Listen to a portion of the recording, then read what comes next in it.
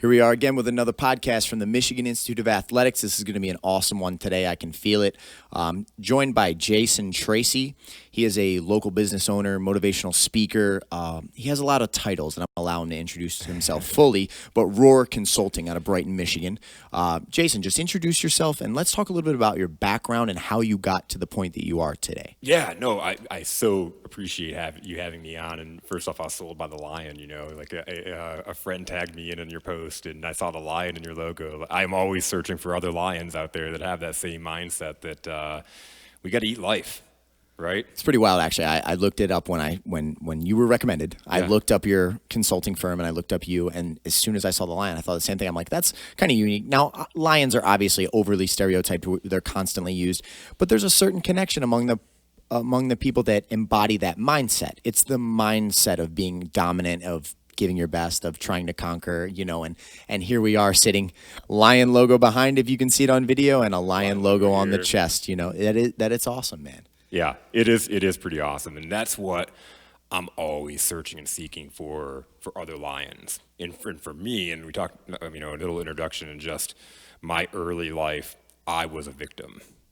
I was a victim to poverty. I was a victim to abusive father. I was a victim to messing up my own finances. I was always a victim, and it was always like, poor me, right? But inside, I had this vision of like, I thought there should be more out of life. I always had this thing of like, man, I should be impacting the world. I feel like I'm special. And I'm sure everybody feels that way as well. You should. I think that everybody has that lion inside of them of like who they want to be. And then we talked about fear being such an evil thing. Fear conquers that and takes it away, and you don't go and live that life. And so I'm always seeking those people that go out and do it. So let's talk about that moment. That's something that I'm always fascinated by, because I believe that every human being on this earth has the potential that you speak of, right? Mm-hmm. We have the ability to flip something in our mind that allows us to go, wait a second, maybe I can conquer these things I'm struggling with. Maybe I can create the future that I want. But with that being said, when did that switch happen for you? Because you just described that you came up from a certain background that cripples a lot of people, turns a lot of people into victims, turns a lot of people angry or to drugs or to outlets because of the issues that are there. Mm-hmm. Something happened where you went from being that mindset, that mentality, that human being, and it changed you. And now you sit here today, a completely different human being. What caused that switch? I have a few of those flip switching moments. And the first one happened when I was 12 years old, and we were in the house with my dad was both physically and mentally abusive. And on my 12th birthday, things it just really escalated. And as a 12-year-old, I knew that it was just going to get worse and worse, and I didn't know what was going to happen in our life. And so I said to my mom asked me what I wanted to do for my birthday. And I said, I don't want a birthday party. You don't need to get me birthday presents. If you can just find a way to get us out of this house. I had a brother who's 5 years younger than me. I'm like, if you can find a way to get us out of this house, that's all I want for my birthday. And she did. And she was a single mom, didn't have a job. Like, I can only imagine how scary and how, helpless she felt to go and make that movement, but she did it. And so she got us out of that house. And so for me, like, sometimes we overthink our shit. We sit and we think about all the things that could possibly happen. And what my mom was so motivated by her why. Her purpose in life was to be a great mother for us. And so her purpose was to get us out. And so nothing else mattered. The how did not matter. She figured it out. And so for me, that was the first big flip of like, we can't sit and wait for things to happen for us. We got to go make it happen. And you know what? Things will not be as bad as what we think they're going to. The parachute will open when we jump out of that plane. I like that. A lot of motivational speakers talk about that, and they call it making the leap, taking the first step, whatever you'd like to say. But basically, there's an end goal that you're trying to achieve. You know where you are now. You don't have to know the road, but you have to try. You have to say, you know what? I know that my life would be a higher quality if I can reach that point, so I'm going to pursue it. So you're telling me on your 12th birthday you asked for that, and your mother, in a short period after, is this down the road? Short period, within a couple of weeks. That's a switch right there. Within a couple of weeks. And I didn't even know what was going on. We went over to my grandma's house, and we're hanging out, and she had got my uncles together, and my dad had left the house for work, and they literally moved all of our stuff out. We moved it to my grandma for a short period of time. But that just began things. I held my victimhood and in a lot of just my negative mindset into my mid-20s. So I'm 41 now, so a majority of my life. And but that was that first thing, because she got us help. She got us, into a therapist. I was able to talk some of my stuff out, overcome some of the issues I was having. And my dad beat me physically, but the worst things he did was telling me that I wasn't going to be good for anything. That the talk that was in my head, and I believed every word of it. Man, that's big. And that's in a weird way, you got a glimpse at a person in the circumstances of having extreme adversity who made a switch, who said, I'm going to provide a better life for my children, because like you said, her driving force in life was directly related to her ability to be a good mother. So there was almost like there was a seed planted in your brain that you had to sprout later on, but you witnessed someone do exactly what you wanted to do.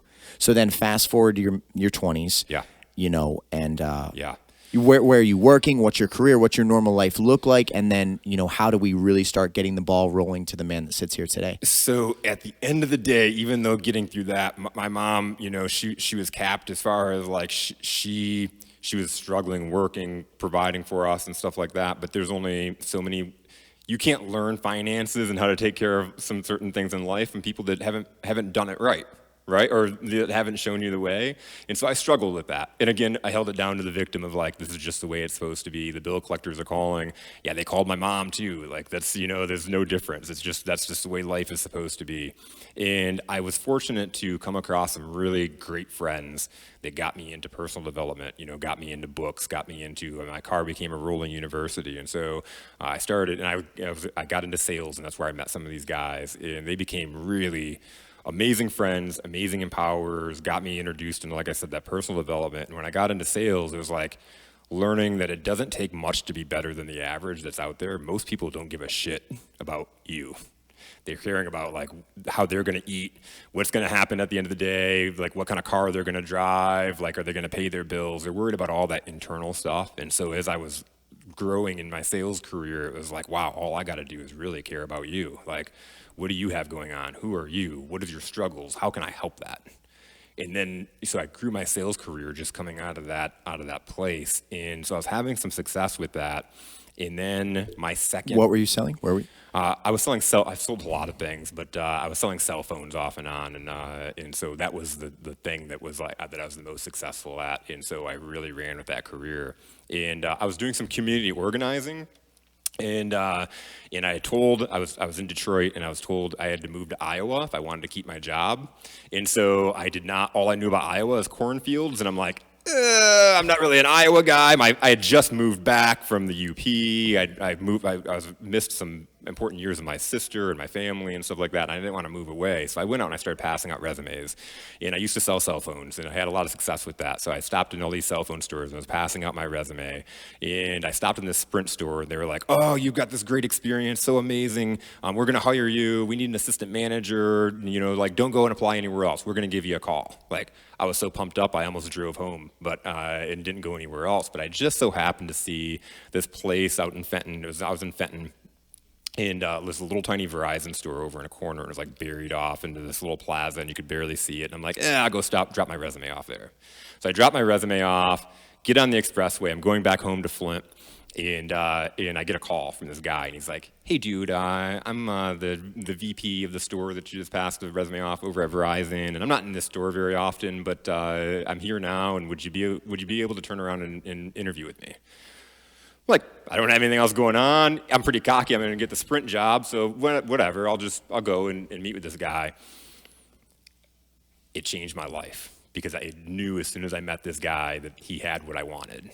He had the things that I wanted. He had life figured it out. And I don't know how I read that, but I'm like, I want this job. He offered me the job right away, right on the spot. I took the job. It was the worst store in the company. Like, literally, I was working with a guy that was sleeping in the back because nobody ever came in, And so I just worked my ass off because I was like, I want to be around this guy. I want more of his attention. He's already told me he doesn't come out here very often, but I need him to notice me. At the time, my girlfriend broke up with me, and I'm like, that's awesome because now I can focus on just getting this guy's attention, and this is what I'm going to do in my career. And I laid it out that day. I'm like, I'm going to become this guy's right-hand guy. I'm going to become a manager or a leader in this store, in this company. I'm going to change the face of this company. Like, that's what I'm going to do. And that's what I told this girl that we were breaking up. And I'm like, this is like the best time for me because like I need to be able to focus on this stuff. So thank you. That's not the response she thought she was going to get. And then we moved on with life. Wait, now all of a second I don't want to break up. All of a sudden, I don't want to. Wait a minute, you're going places? Like, why weren't you going places before? So that's what I did. I worked my ass off. I made phone calls. I built a customer base. I was doing things that I thought I was going to save this store in Fenton. And Dean, the guy I'm talking about, came to me and said, "Hey, we're going to close this store down, but we're thinking about moving. We want to keep you. We're going to sell the other guy to another place, and we're gonna keep you." And then I go to a company meeting, and the owner of the company that's never talked to me, I didn't even know he knew I existed, comes up to me and is like, "Hey, you want to get a beer it's here in Brighton. Stout, Lou and Carl's, the Pound. Which one? Neither of those. The steak place on Grand River. Stillwater. Stillwater. Yep, Stillwater. Yeah. So we go to Stillwater, get a couple of drinks, and he's like, "Hey, what do you think about being manager of a store?" I'm like, awesome. So he offers me that job.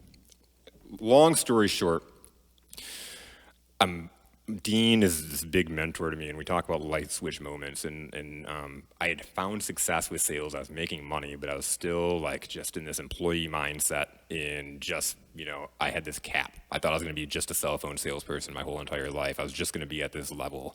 And Dean came in and just pushed me to see something completely different. And it sparked that lion inside of me. So we talk about that lion, that person that I always wanted to be, all of a sudden started coming out, and my confidence started coming out. And what happened is I took this store and became the top store in our whole entire organization. And then it became the top store in the whole entire Midwest region.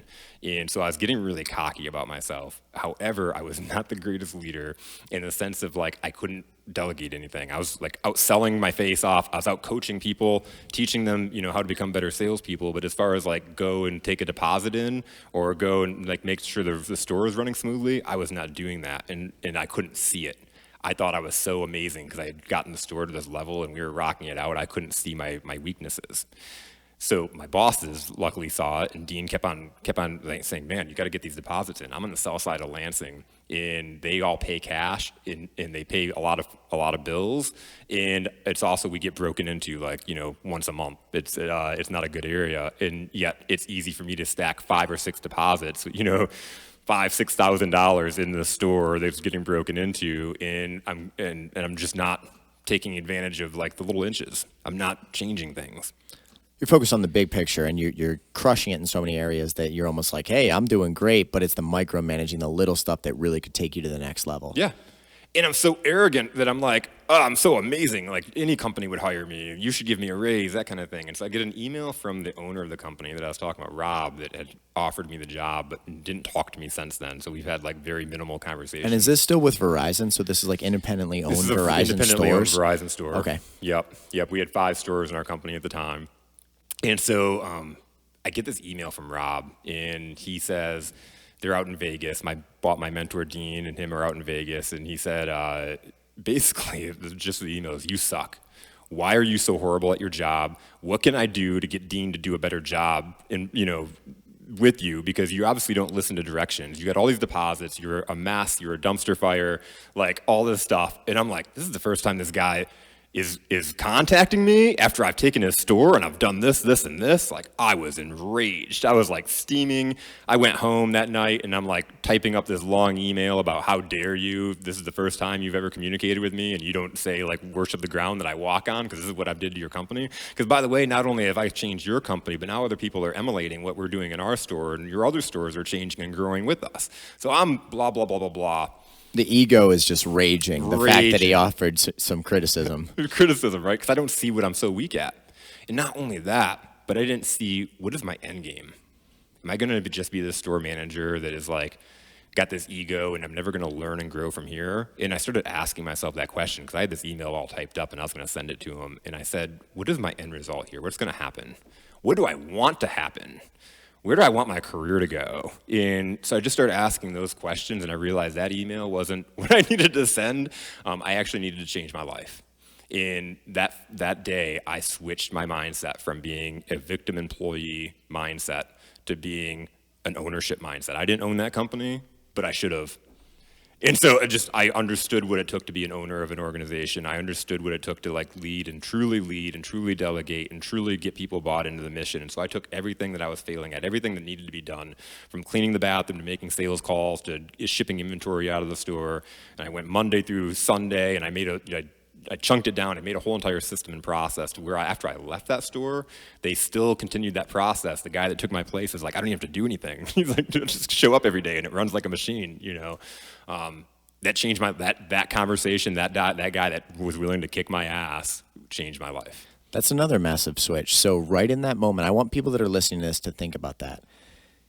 In that moment, there was two universes that were about to take place. There was a universe where you fired back and said, hey, forget you, dude. Look at all these good things I'm doing. You're ungrateful. I'm out of here. I don't appreciate you. And that is the employee mindset. That is the, like, you should, you know, like you said, worship the ground that I walk on. Look at all these positive things. But yet somehow you were able to take a step back.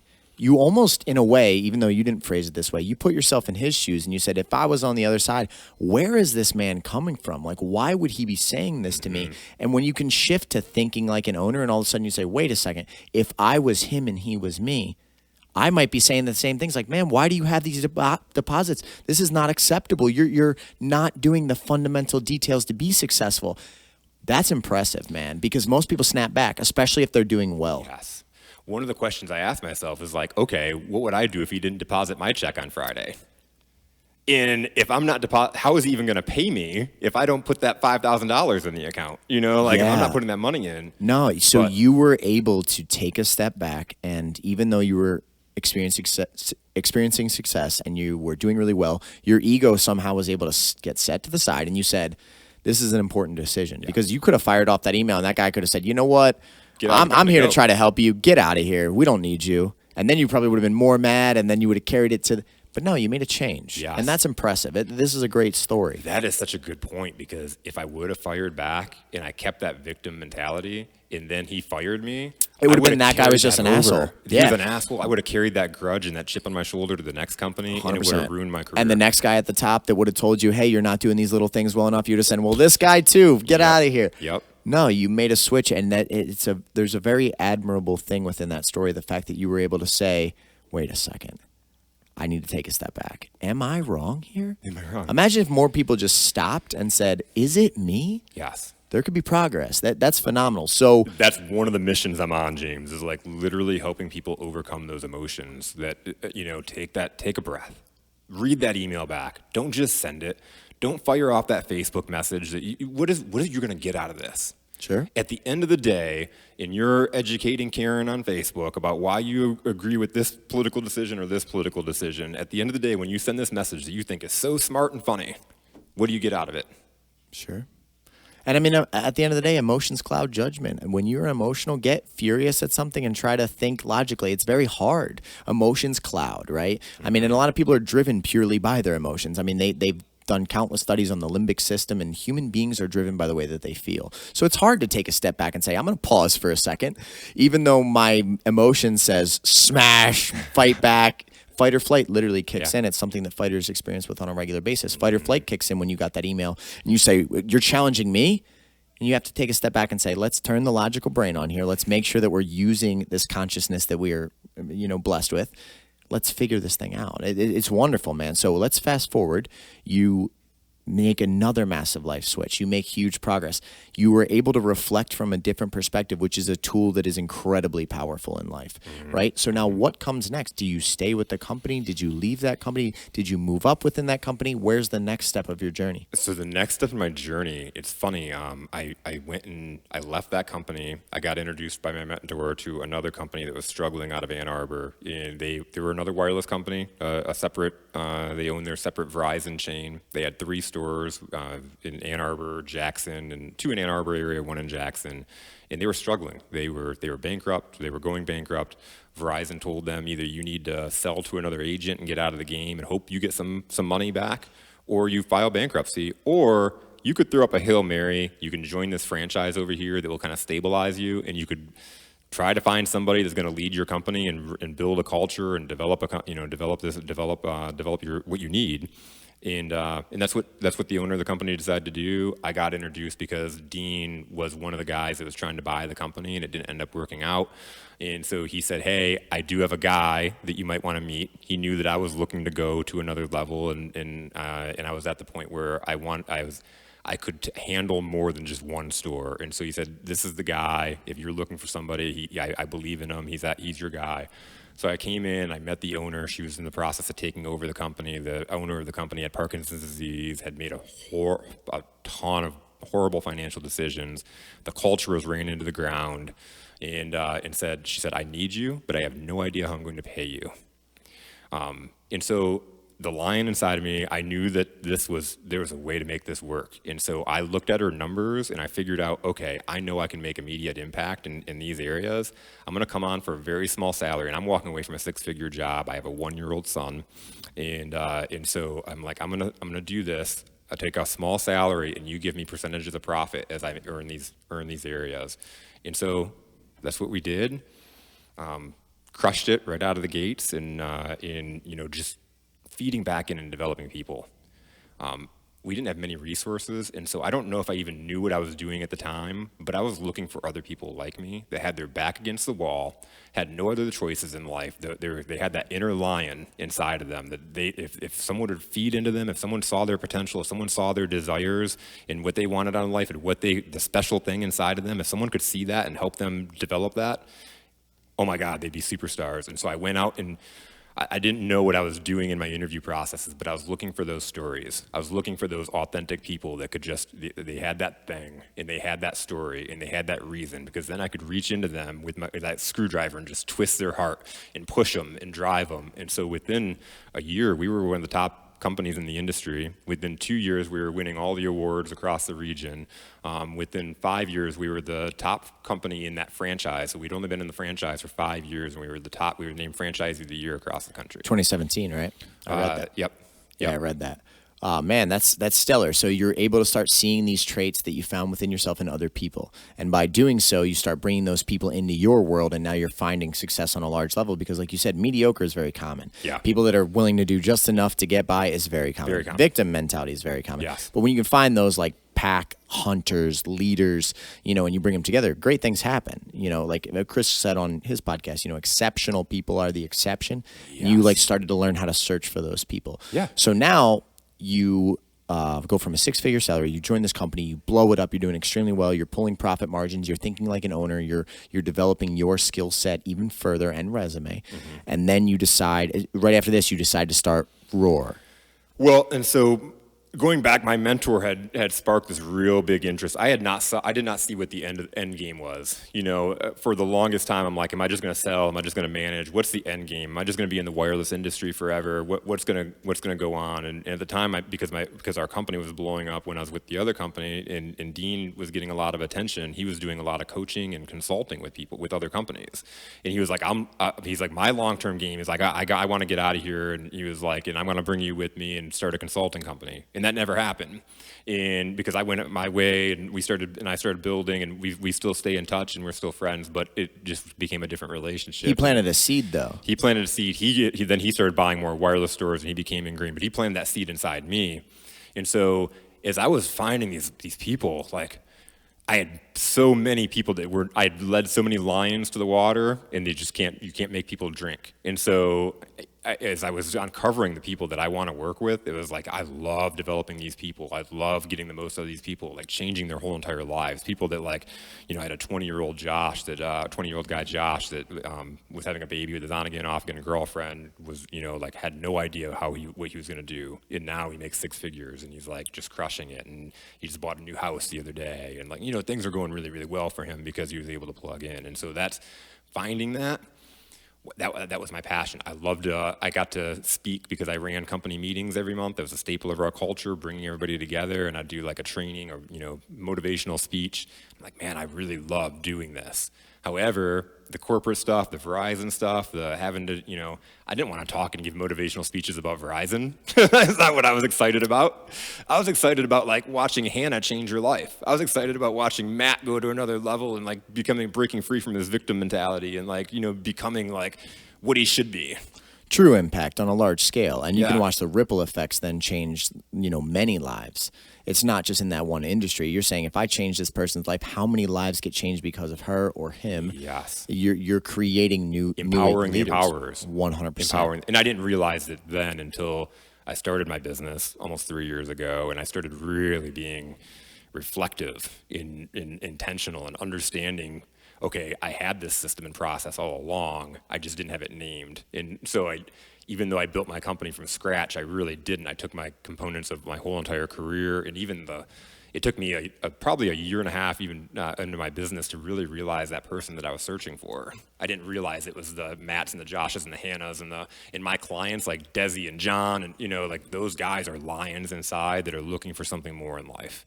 And when I can find out what it is and why it is and what they're bumping their head on now, we can go to a whole other level in life. 100%. And so really you can almost work with anyone, because the ability to unlock the potential within yourself is a skill that every human being on earth should try to pursue.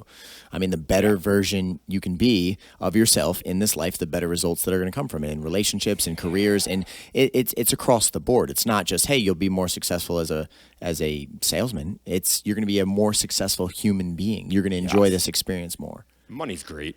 We need money, right? Sure. We need money to survive. You need money to have this beautiful gym that you have, right? But at the end of the day, it's the lives and that we take care of, the lives that we change, the lives that we empower, and on top of it, just trying to be a little bit better every day. I would hope that, if I met you now and then in another year, you wouldn't say that I'm the same exact person. Sure. Because we got to learn, we got to grow, we got to be humble, we got to understand there's plenty of areas we're dropping the ball, even if there are areas that we're crushing it in life. And then we also have to not apologize for some of the areas that we suck and just really embrace those areas that we're really awesome at, and not be shamed into feeling like we should be so humble that we don't appreciate those things that we're really good at, that we can't go out there and tell people that we're really good at this, or help people see that they're really good at that. 100%. One thing that you alluded to a little bit earlier that I'd like to go a little bit more into depth with is you said that at one point your car basically became like a moving academy, like you were learning. Yeah. What were a couple of the books that you read? You said you were constantly reading. What were a couple of the books that you read that you really feel just hit you on that, that spirit level where you're like, man, there's something here with this? Because it sounds like, if I wind your story all the way back to the beginning, there was a young kid that knew that life could be better than what you were experiencing. Yes. You knew that life could offer you more. And then you met this gentleman, Dean, who just exuded the type of energy that you wanted. You said, I want that. Yeah. I need to find out how to get to that. And success leaves clues. So I'm going to kind of watch this guy. I'm going to make sure he notices me, right? So what were some of the books or the mentors or the speakers or, just the resources that helped you unlock that potential? Because you started going on the journey, but you found the right things. You found the right resources that really got you there. Well, and so first off, there are so many resources, and there are books that changed my life, and I have a list of them that I'll talk to you right now. Yeah, name a couple. And even speakers, you can find anything right now. There's no excuse to not be able to change your life right now. You can get on YouTube and find any motivational speaker. You can get any book. Audible, so it's cheap. There are so many resources that you have. People are the greatest resource in your life, though. The deans, the Debbies, the coaches that I brought in my life that changed my life have pushed me and impacted me far more than any book. Or, however, the books have got me to understand and change my perspective to even seek those people out. So it's there's no such thing as just luck. It's when preparation meets opportunity. And so when you're reading these books, when you're going through these resources, that's just prep time. That doesn't mean that you know everything, because there's so many people that I'll coach or I'll talk to, they're like, oh, I know, I've heard it, I've read it, blah, blah, blah, blah, blah. But it doesn't matter until you do it. Until you're actually doing it and failing at it and bumping your toes and then learning how to fix it and grow from it, until you're actually doing that, it doesn't matter what you've read. So now, long answer to your question, How to Win Friends and Influence People was the first book that I read. Super influential, very, very famous book. Yeah, I read it when I was younger. And that was the big thing when I talk about the inches that most people don't care. It was the little things, remembering people's names, the different things that you really, and the way he tells stories in the book, it just really related to me. So that was a really powerful book. The most powerful book I've ever read in my life that changed my whole entire life, my whole entire thinking, whether it's sales, whether it's my personal relationships, my relationship with my wife and son, is Leadership and Self-Deception. And this is just, I I was on an airplane with my general manager of the company, and and we didn't even get along that well, and I'm like crying, like just sobbing, because like there's these moments in life of just understanding that, again, you play the victim. And in our relationships, if somebody says something that we don't like, we start interpreting it a certain way. You run it through your filters. You run it through our filters. This is a great example of how this impacted me, even with my wife and our relationship. Is like my wife, if you haven't caught it, I'm the dreamer. I'm the guy that's like excited, let's go 100 miles an hour. She's like, let's build a house. And I'm like, that sounds like a great idea. And then I disappear for an hour and I come back with like, we're going to build a skyscraper and it's going to have a diving board and a pool down here. And like, I'm all excited. And she's like, that's great. Sure. How are we going to do it? And at first I'd interpret it like, oh man, she's really pissing in my Cheerios. It's discouraging. Right? Like, she's discouraging. Like she doesn't see that I can do this. Like she doesn't believe in me. But really, like that's not the case at all. In fact, she believes in me more than anybody. However, she's just trying to get me to think logically. Like, okay, cool, build that, but how? Show me the plan. Show me the blueprint. I want to see the blueprint for your vision. You're a visionary. You're a dreamer. I'm the same exact way. And the funny thing is, you just described me and my girlfriend's relationship. I mean, I'm going to take over the world. And she says, but like, how are you going to do that? And to me, that how doesn't matter. Yeah. It's probably the same for you. Yep. I don't even think in house. I know what I'm going to accomplish, and I'm going to fill in the details as I go. As you go. Yeah. When I started my business, I was just flying by the seat of my pants. Gracie's like stepped in and made me plan out. And it's made us much more effective, which is awesome. There's a speaker called Simon Sinek who does a phenomenal speech about what, how, why. I'm sure you've heard it. But he breaks down the idea that most people think in the what or the how region, and they're trying to solve all the problems with like the simple, tangible details. Whereas true visionaries and leaders and game changers like Apple and things like that, they focus on the why. Yeah. The vision drives them. What's and hows are simple to solve if you have the why. Yes. Why are you willing to endure what you'll have to get to that goal? If you can answer that question, these details will fill themselves in easy. Yes. And that is what I work with my clients, is specifically, especially at the beginning of establishing that why, because people will tell you such a superficial why when you ask them, I like helping people. Awesome. When that person's telling you to get lost, or they're standing you up and ghosting you for a meeting, how much do you love people? And when that's happening over and over again, all of a sudden you hate people. So that's not your motivator anymore. Done. That, like let's really dig down, and like your why should make you cry. I didn't mean to be a poet, but your why should make you cry. It should make you like hair stand up on your arms. And when I was leading Verizon, I had different whys. I was developing people. I saw some of my passion, but like I'd go to all these motivational speakers and they'd be like, your why should make you cry. It should make you, I don't know. I don't think they rhymed. I think I'm going to give myself credit. I rhyme, not them. Your why should bring emotions, and I'd be like, but mine doesn't. Why? You hadn't gone deep enough yet. I didn't dig deep enough. I didn't dig deep. And so like, as I started my business, I knew that I would give in easily if I wasn't making money, is the road is getting bumpy. I mean, I'm used to making six figures. I'm used to really crushing it and just having stability. And now I'm starting a business that I'm creating my own products and services, and I'm not making any money. And so I'm going to give up early if I really don't tie into that emotion and that why. I started thinking about it, and like, I held myself back from leaving that company for so long because I questioned myself, like, you know what, how could I possibly do this? My family depends on me. I can't leave my job right now. Like, I've gotten to a place where I own a house, we have vehicles. I didn't think I was ever going to get that place in my life. I didn't think that I was ever going to have the credit to buy a house. I thought I was going to have to tell my son, don't mess up your credit, and so he could live a life that was better. And so now I'm here, and like I could settle with good. And I told myself that. I told myself, you can settle with good, and you could live out your career, and you could be at Verizon for the rest of your life, but then pour into your son and let him know that he could go out and live his dreams. And as I was sitting and thinking about that, as I started my business, I started just really crying and started thinking about, man, I don't want to be that 90-year-old guy that's sitting on my deathbed, telling my son, like, man, I wish I did this. I had the dream. I could have done it. I believed in myself to some level, even if I didn't show you it enough because I stayed with my old career. But I believed it was possible. And I told you to follow your dream, but I came up short. You're not going to be that guy. That's awesome. Why would he listen to me? As I'm living my life, I don't want to wake up and go to work because I'm just miserable in my job. And like, I shouldn't have been, but I was, and I didn't know why. And it was because I did not find my true purpose and passion. It's because your passion wasn't in it. Absolutely. Exactly. Money is, when you don't have a lot of money, you think that money is going to give you what you want. But I can tell you it's not. It's not.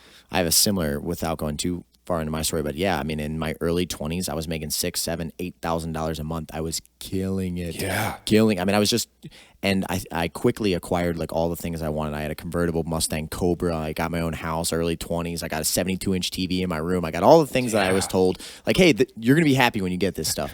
And then I quickly realized, like, I'm not actually. This is not what I like to do. I have no passion for this stuff. I don't have any depth in my life beyond I work a career. I spend a little bit of time trying to escape from the fact that I have to do another 70 hours next week. And it's just a cycle. And I'm going to live in this mouse wheel until the end of time unless I make a change. You know what I mean? And it comes back to that. You have to find something that calls to you because that will motivate you effortlessly. Yes. It's easy to get up in the morning when you desire to do what you're about to do. Absolutely. Right? But it's really difficult when it's Sunday, it's late at night, you're tired, your energy level's low, and you know that at 5:30 you better be up and going to your business because that's what you have to do. So I almost you get to do. Yeah. It's what you get to do. Absolutely. And passion drives people and people follow passion. Yeah. So many people are drawn. Everyone uses the term energy. Like you're just drawn to other people that have energy that you desire because it's just infectious. And in a weird way, I bet your why correlates back to that young kid that was told these false realities by, your father that was saying, you can't be this, you can't be that, you can't be this. Absolutely. You are openly every single day now proving that like you were wrong. I can conquer. I'm going to show my son how to actually dominate in this world. You found a why at the most primitive level of when you were still impressionable. Someone tried to tell you you don't have the potential, and you changed that. I would argue that all of our true whys are tied into all those vulnerabilities, all the things that like you would be most afraid to tell your closest friends. All those things, the abuse, the messing up my credit and like having bill collectors calling me, like all these things I was so ashamed of. I didn't tell the girls I dated. I didn't tell my brother. Like the only reason my mom knew is because she was getting my collection notices. Like that's the only reason she knew because I was so ashamed of it. Sure. And, now I'm standing on stages and I'm telling that story to complete strangers. It's such a state of vulnerability, but in the most bizarre way. Again, for people listening, Yes. When you're able to be vulnerable, you're powerful. Yes. Because you can help the other people. 100%. And plus, people will look at you and they will see similarities in their story and they'll be like, wow, this person went through A, B, C, and D and struggled with A, B, C, and D, and they conquered. Yes. Maybe I can conquer. And all you need is that spark, that Yes. little bit of hope. Is it possible? Yep. It might be hard. As soon as you can convince a human being, and I do it with fighters all the time, that a dream that they possess is possible, man, look out. If they buy into that, if you are in their way, they're going to smash through it because they believe it. It's all about getting it in there. And it all goes back to that Roger Bannister story of the mile, right? Before April 1954. Of course. No one thought you could be the 4-minute mile could be broken. It wasn't humanly possible. And now how many people have broken it? Yeah, tens and thousands. High schoolers break it. High school kids. Yeah, that's a phenomenal speech. If you haven't listened to it, go on YouTube. You could type in Metuzem Motivational. There's a phenomenal one called Believe. It's 6 minutes and 4 seconds. Super short video. It tells the story of Roger Bannister shattering the 4-minute mile. And like as soon as you recognize things like that, the common universal belief was shattered by one man. So why can you not shatter the beliefs that you had imposed upon you from someone that is not you, telling you what you can be? It makes no sense. I can tell you, no matter whether you're black or white, whether you're Democrat or Republican, whether you're rich or poor, no matter what you are in this life, you are your belief system. You carry around your belief system. I've worked with so many salespeople. I've hired people and I've looked for that story and I'd love to tell you that every one of them worked out. But it all ties down to that belief system. And if you don't believe that you can make money doing this, you are absolutely right. If you believe that you can make 6 figures doing this, you're absolutely right. Because you're going to find the way to do it. You have that hope and that optimism that it is absolutely possible. If you don't believe it, you're going to look for every clue that tells you that you couldn't do it. I couldn't make it. I was going to do it, but this happened. See, it was a scam. See, it was a scheme. See, it was, yeah, exactly. Henry Ford, whether you think you can or you think you can't, you're right.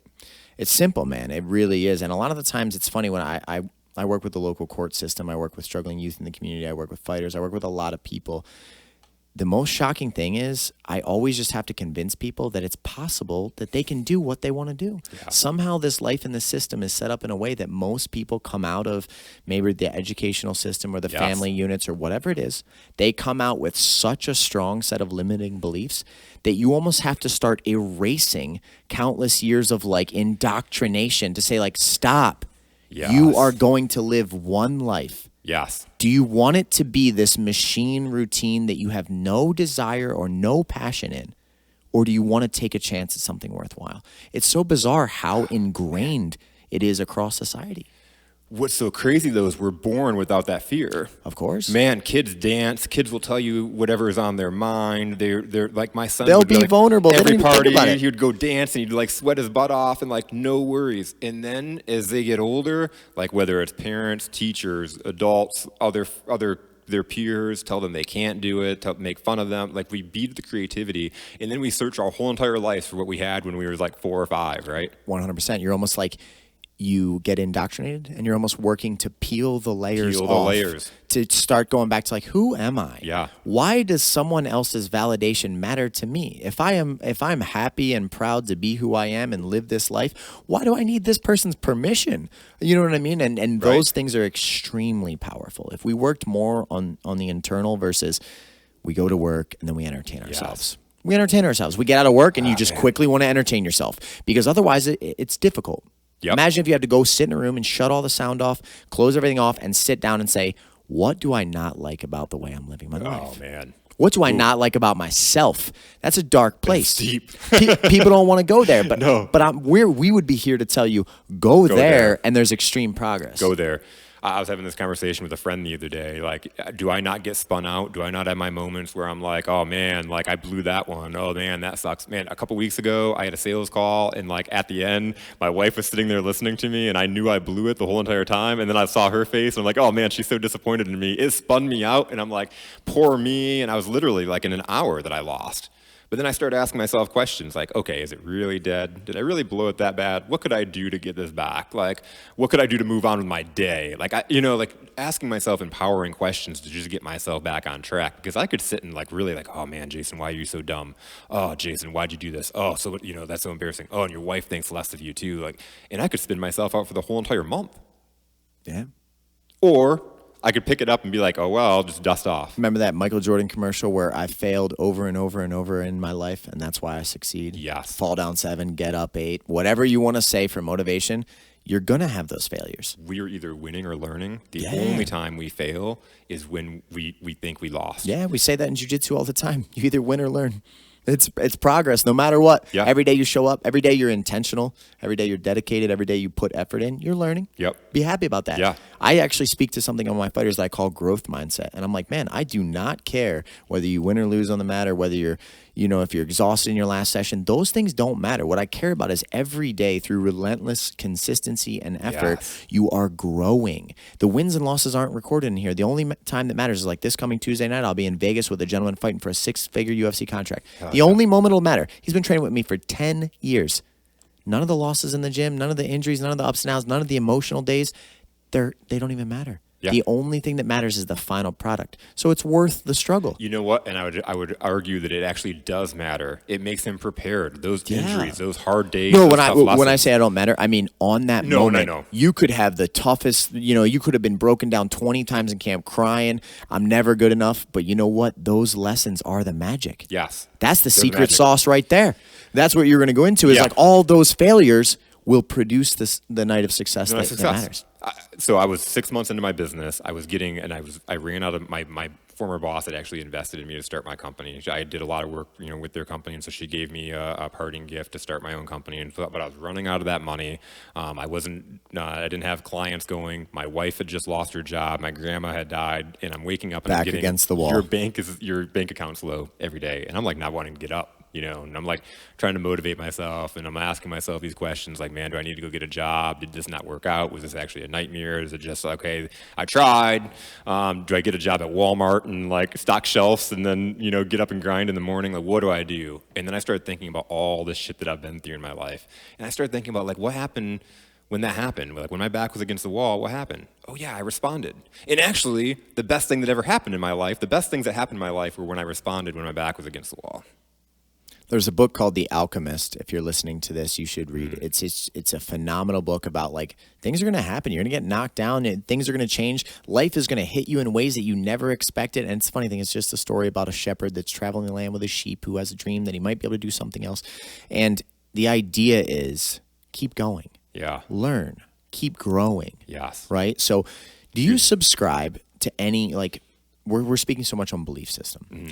Do you subscribe to theory of, like, is it come from a religious belief system? Are you talking from like a law of attraction perspective? Are you talking about just the universe, just flat out belief in the human system itself? Like, you know what? I believe that I have the power to change.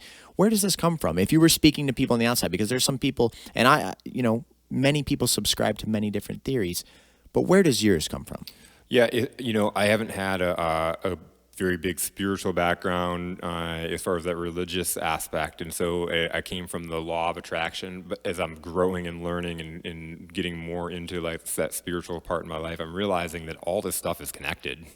The way people talk about like God and like answering my prayers, and it came to me in this speech. It's the same exact stuff that you talk about as far as from a law of attraction, and so it's so deeply connected. I believe that's just you could just almost substitute it. If one person believes in God, the other person believes it's the universe, the other person believes it's some esoteric force, some person believes it's, you know what, I have the ability to shape the world that I live in, and regardless, you're all kind of subscribing to there's potential out there for improvement. Yeah, absolutely. And even if you just ask yourself the questions of like what is possible out there, there's unlimited possibilities. Just start drilling it down. Even if you don't believe in God or the law of attraction, it's true. It doesn't matter if you don't believe in it or not. It's like gravity, right? It doesn't matter if you don't believe in it. It will work. But if you just go out there and have that strategy of like, I'm going to find these opportunities, you're going to find it. That's big, man. And I feel like we've had so much good in this conversation, and this is another resource. And at the end of the day, people that are seeking can find. If you're not seeking, you're not going to find it. You would almost tell people that, like, you got to be on a constant search of what you need. That Dean person stumbling in your life because you went to that one extra store, there's almost a weird feeling, I'm sure you've had this at moments in your life, where it's bizarre how the dots connect. You look back in that one time you just happened to meet this gentleman. What if you wouldn't have stopped at that store? What if I would have stopped? Oh, man. There's so many little... idea. It's looking back at even the people that I've impacted. Like, I think about all the time that decision because, like, a couple months later, the Sprint store called me. And this was the same time. A couple months later. Hey, right? Don't go anywhere else. We're going to call. We're going to call you. You're going to be the assistant manager. I would have sat and waited for them. And so many people just sit and wait. So that's a really good point, too. People just sit and wait and think, oh, they told me they were going to call me. That's my opportunity. And they talk about their golden opportunity. They don't go make it work for them. And so I went out and I'm making it work. And so by the time they called me, I was being offered the manager position of this job, and I was being given this store out in Lansing. So literally, they called me the same week that I got offered the manager job to offer me an interview at their company. And so funny, right? But I think about that all the time because I was contemplating, okay, do I go over here and make this change? Or no, I don't. But if I would have made that change, the people that I've impacted in my life, I get messages all the time from people that even work with me for a little bit, and those are like better than even payment. And I'm sure you get this all the time of like, if it wouldn't have been for you doing this or saying this or holding me accountable, they're really telling me that thing I didn't want to hear, but I needed to hear. I wouldn't be here. I wouldn't have made this choice. I wouldn't have done this. And that's like, we got to make money, but that's all the payment in the world, right? So tons of people struggle with anxiety. 2020 has been the most wild year in all of our existence. I mean, it's been a roller coaster. People are going to need mentors now more than ever. They're going to need mental health now more than ever. They're going to need goal setting more than ever to kind of jumpstart life back on track. If you had start now, 100%, man, and don't wait. If you've been sitting around depressed, struggling with all the things that are going on in the world, the world will beat you until you fight back. Yes. Okay, the belief system, right? And just even how think about as a parent, like how you are responding to the things that are happening as you're dealing with your kids. Are you super afraid and emotional? Are you like what I did when I took that email and I took away my emotions and I broke it down? Are you breaking down the emotions before you then respond to your kids? Because this is really impactful. We talk about all the things that I went through as a child. Just there are kids going through this plus what's going on, and what are the ramifications going to be to their mental, to their life? What is mental depression going to look like in 10 years? What is our society going to look like? How many, you look at the Great Depression. My grandma was almost a hoarder because like in her life, she was told, experienced don't a throw time these where things everything was away. gone. everything was gone. And so the mental impact that had on her as a child, like by the time she was 10, the Great Depression was over. But like those first 10 years of her life was like having this beaten into her that she had to save, that she couldn't waste. Like she would, like, so what is that going to do to our kids right now that are afraid to go and talk to their friends? That are afraid that if they go to school, they're going to die. So many hypochondriacs and people that are going to struggle with depression on a level that might be uncharted. You know what I mean? Yeah. A whole new, I was telling you the story before the podcast. Me and my girlfriend's son were throwing a football outside, and the neighbor kids came over, and I was like, hey, you want to join in? We'll stay apart. If it makes you feel good, we'll throw a football. Yeah. And the one little boy said, we can't touch the same ball. And I'm thinking, oh my God, the deep impact that's going to have on the brain. Yeah. You know what I mean? It's never going to go away. No, unless he really goes through deep psychological re-engineering like you and I spoke about, But that's like 10% of people unless somebody 100%. really comes in and reaches in. 100%. One thing that you said here that I want to reiterate because it is so unbelievably important and impactful is at one point you said, we're basically just a product of thoughts. We're just an ongoing system. If I believe myself to be someone that's capable of something, I am capable of that thing because it's possible. Things are possible. And if you believe yourself to be the person that's always going to struggle, that's always going to mess up, you're almost like just opening that doorway and it's going to be your norm, right? One time I went to a thing called an isolation tank. You know what an isolation tank is? No. So it's a float tank. What happens is you go in this like saltwater solution that's body temperature. Okay. It's meant to, you float weightlessly. So you kind of lose your sense of touch. There's no real smells in there. It's dead silent and it's pitch black. So you're locked in a capsule for 90 minutes. So it takes all of your senses. You can't see anything. It's pitch black. You can't hear anything. It's dead silent. You're floating in a body temperature solution, so you barely feel anything. You're weightless, and you are just your mind. And I'm really big into psychology and reflecting on myself. I got into this deep trance state because everything's just kind of shutting down and I'm just working through my inner thoughts, and I'm kind of just trying to be silent to see what comes up. And at the end of this session, probably about 75 minutes, it was right before I got to the end, I had the most simple but powerful revolution. This was years ago. And I came to the realization that all I am is a thought.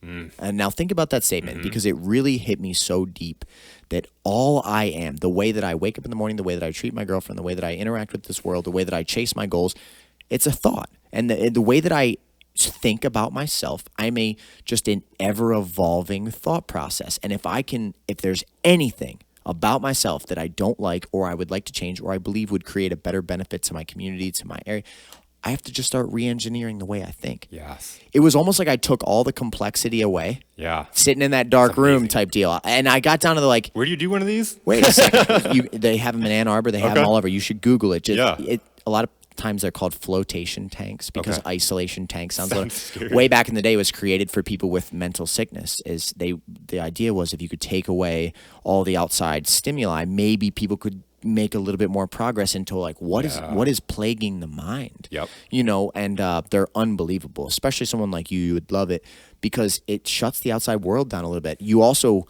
are probably like me, a person that has a hard time shutting down. You're probably high energy all the time. You're going. So when you force yourself to be in an environment where it's dead silent, you're shutting a tank, it's, it'll ding when it's 90 minutes or up. It is an unreal experience. And I've spoken about this a couple times to different groups.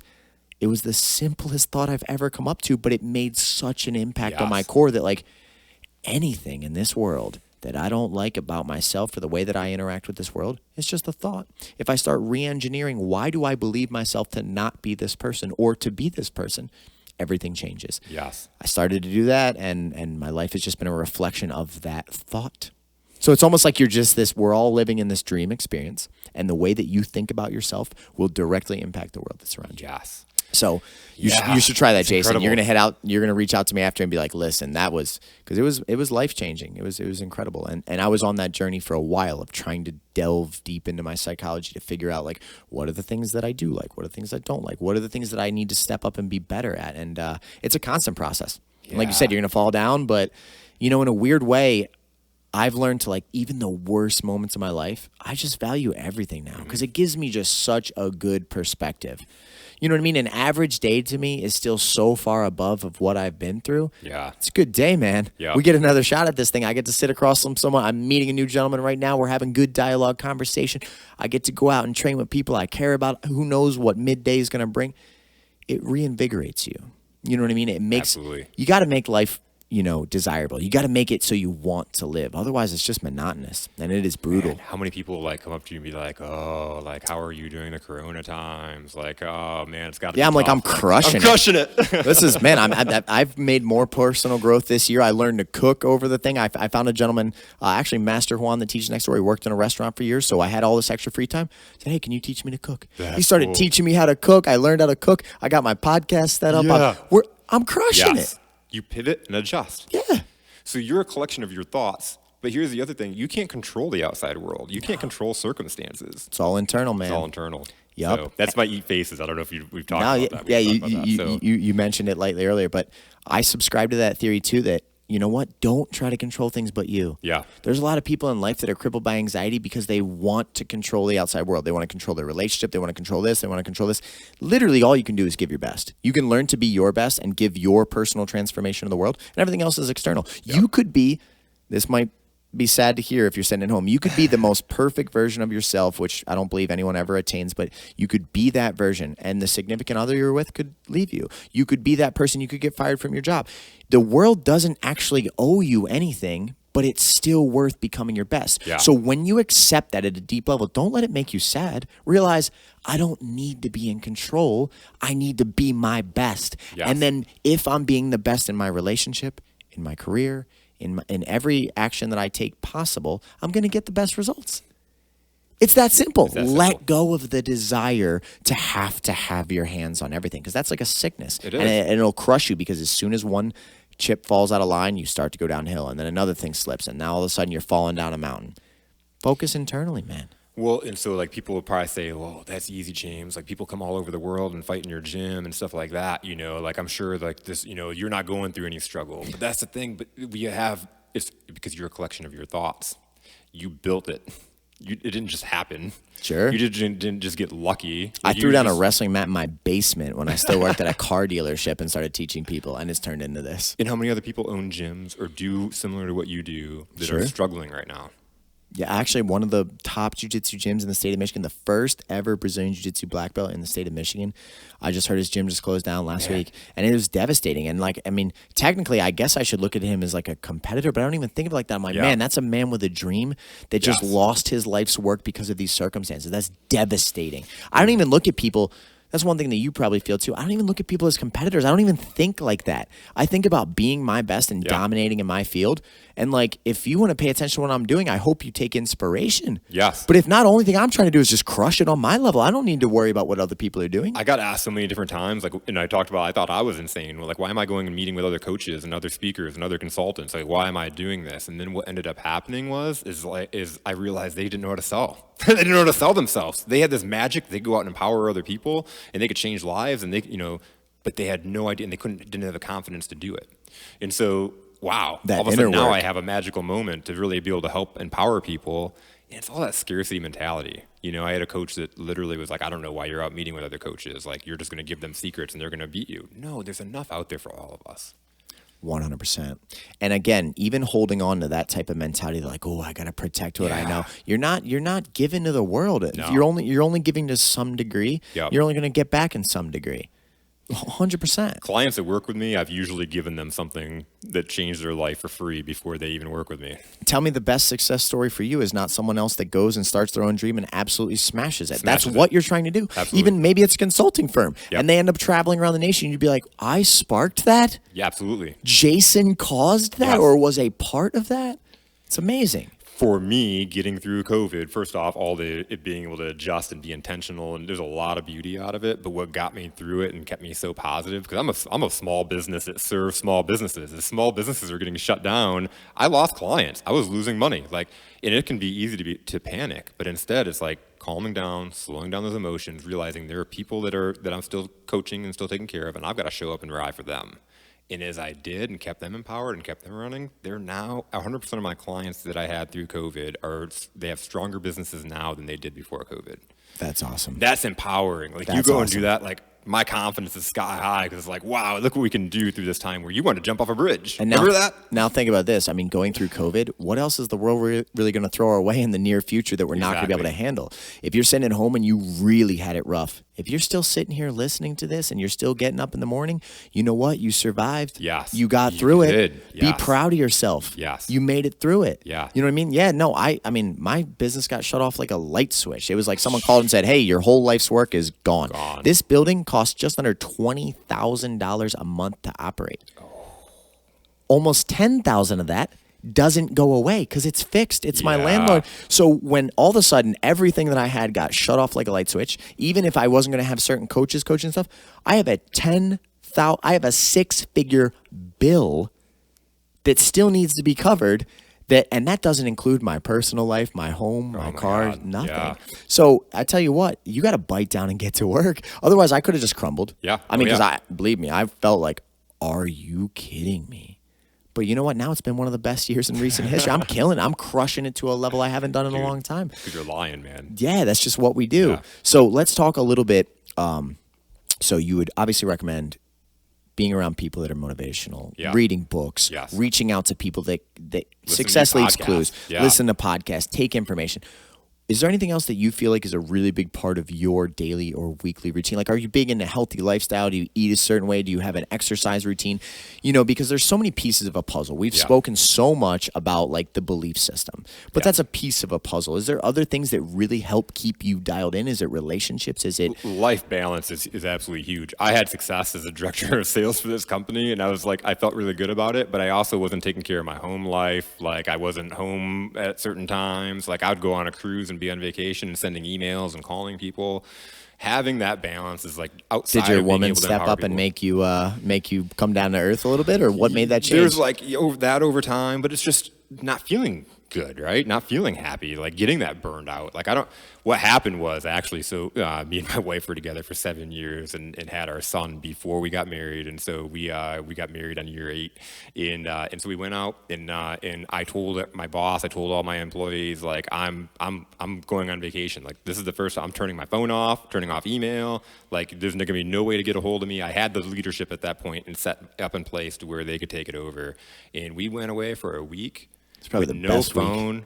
Oh my God. I came back and I felt amazing, but everybody I talked to was like, wow, you look 10 years younger. Wow, you look so energetic. And so that moment I realized I need to be able to shut it off. Like, there's nothing admirable in working yourself to the ground to work from 7 to 9 at night, go to sleep, wake up and do it again. There's no glory in that because you're not getting your workouts in. You're feeling sick and tired. You die young. You don't have the energy to get through that day.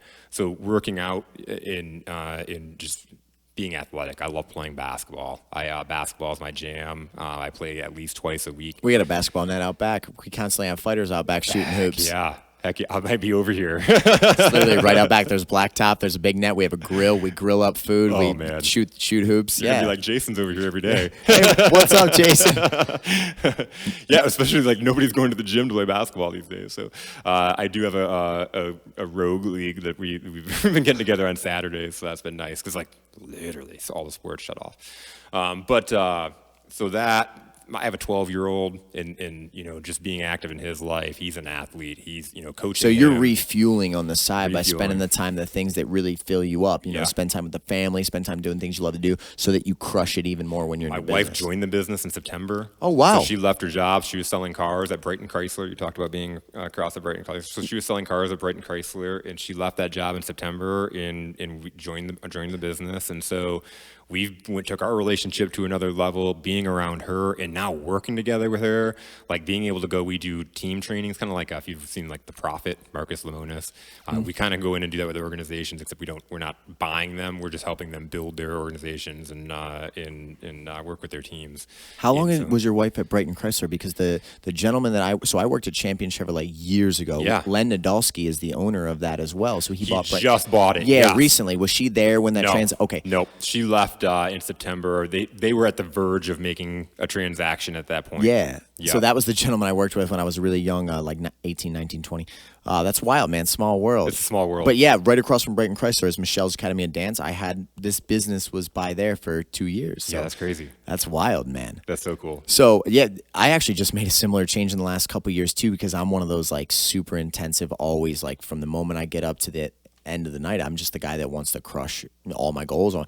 And it was actually came from my girlfriend. At first, my girlfriend and I started really butting heads because she started to say like, listen, I love that you're passionate. I love how hard you work. I love how motivated you are, but you need to like take your foot off the gas every once in a while. And for a while, I actually got mad at her about I'm like, what are you talking about? Like, I want to be like, if someone texts me at 11:30, like I'm going to make sure 11:31 I get back to that. Yeah. And she started saying like, that's not healthy for you. It's not. And it was funny. At first we butted heads really big. And then I went, you know what? I care about this woman a lot. She's a great woman.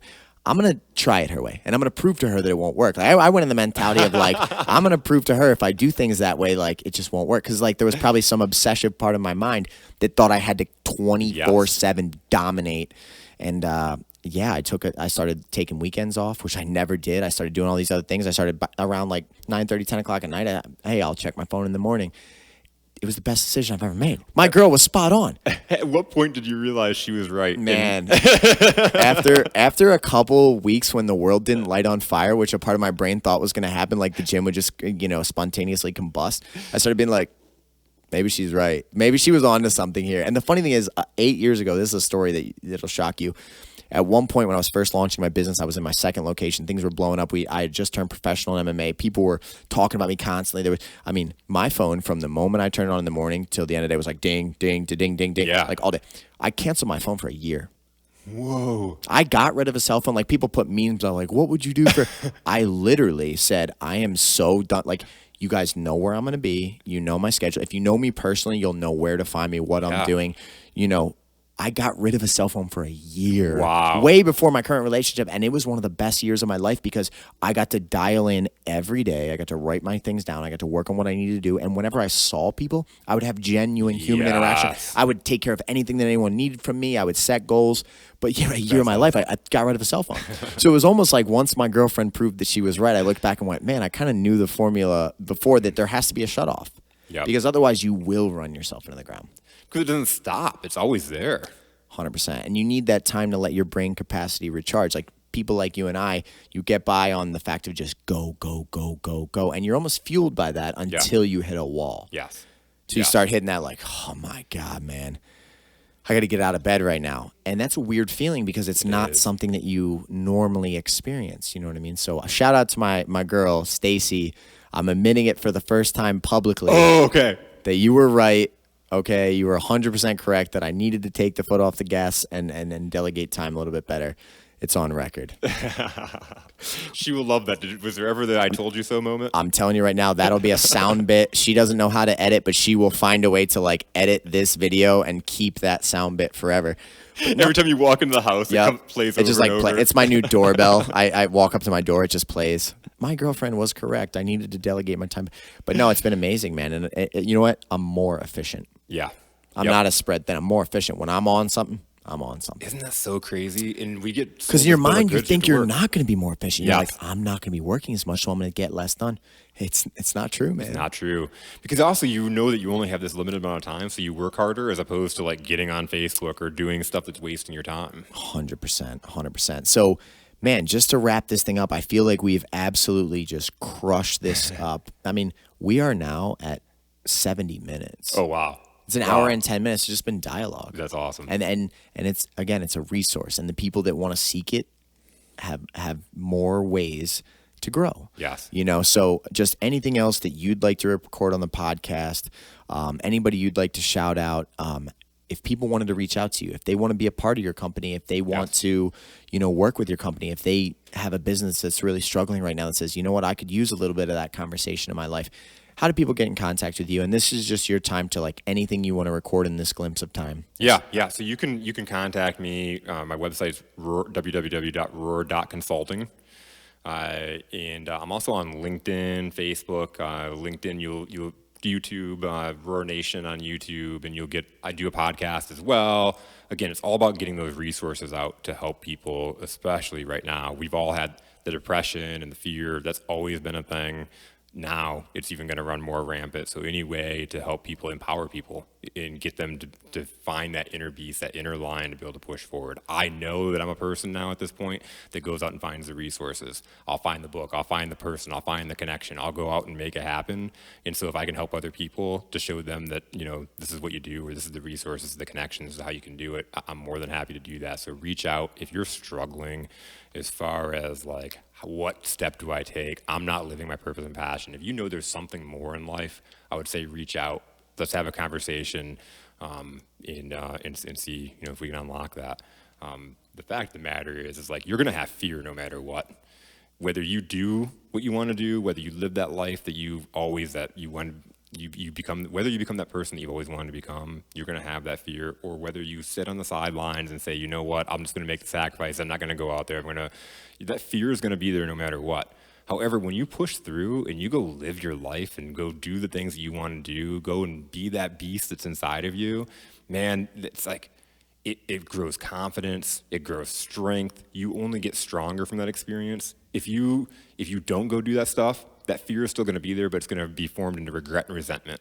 And so I'm not going to be that 90-year-old guy that's like apologizing or being sorrowful for my life. I watched my grandma do this, die at 88 and like have so many things that she regretted because she wasn't able to do, and now it's too late. I'm not going to be that guy that's like, it's too late. And I hope that other people aren't compromising their lives either. That was stellar, man. And you just spoke on fear, and one of the most impactful statements I've ever heard was one of my fighters in here who had never said, I don't want to, this might sound insulting, but I don't mean it that way at all. He just never really came across as like, he's going to blow you away with motivation or drop a line on you that like really hits you hard. But one day after this kid he's a professional fighter, unbelievable, worked his butt off, was sitting on the side of the mat and he was talking to this young kid. I don't remember who he was talking to, but they were talking about fears.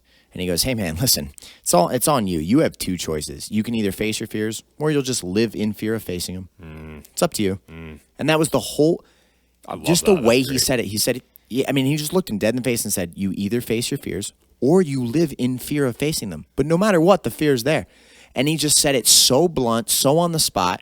And I was like, wow. If more people had to accept the reality that if I don't face my fears, every single day I have to live with that fear.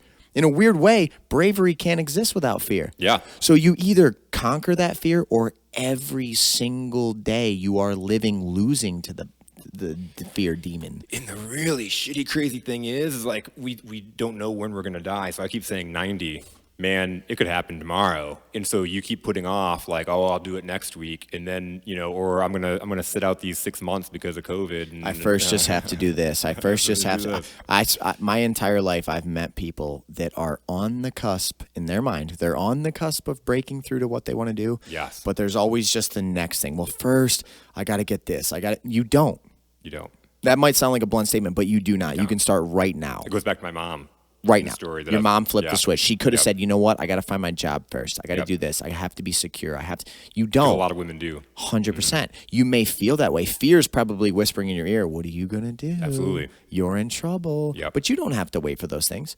My father was a phenomenal painter, mechanic. He just everything with cars. He built custom show cars that traveled around the country and won awards. Like, he was amazing. And he always had a dream, and I know this behind layers, of having his own shop. He wanted to have his own custom hot rod shop, but it was always, throughout my entire life, there was always like, well, if I could get this. Yeah. Well, first I got to make sure that. Yeah, but I got a family. I got bills. You don't understand. Yes. And it's like, I sympathize with the fact that his emotions were so tied into like, yeah, but I got to provide for my kids. I got this and this and this and this and this. But it only piles on more. Yeah, it never ends. You'll always have that. Or you just make the jump like we've talked about in this whole podcast. You find an investor, you start that shop, and you say, you know what?